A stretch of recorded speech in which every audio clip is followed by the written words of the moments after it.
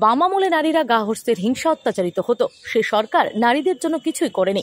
গা হস্তের হিংসার হাত থেকে বাঁচাতে হলে নারীদেরকে কর্মসংস্থানের দিকে নিয়ে যেতে হবে।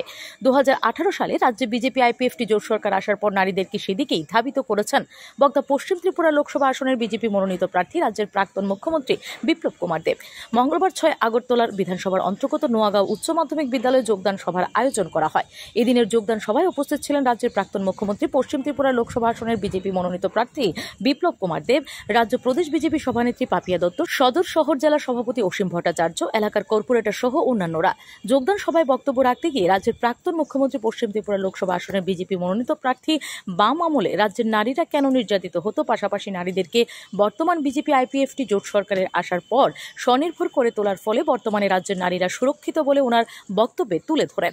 এদিনের যোগদান সভায় 170টি পরিবারের 65 ভোটার সিপিআইএম কংগ্রেস দল ত্যাগ করে বিজেপি করে যোগদান করেন। তাদেরকে বরণ করে নেন পশ্চিম ত্রিপুরা লোকসভা আসনের বিজেপি মনোনীত প্রার্থী বিপ্লব কুমার দেব।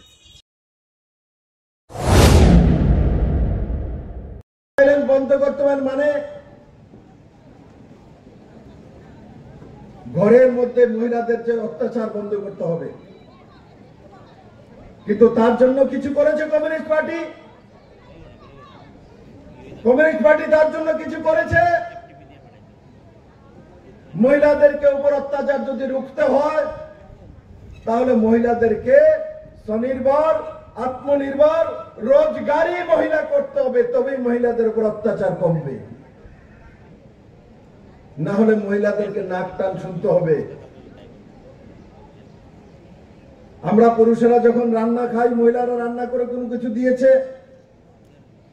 যদি একটু bureau report, S Bharat live 24 hours.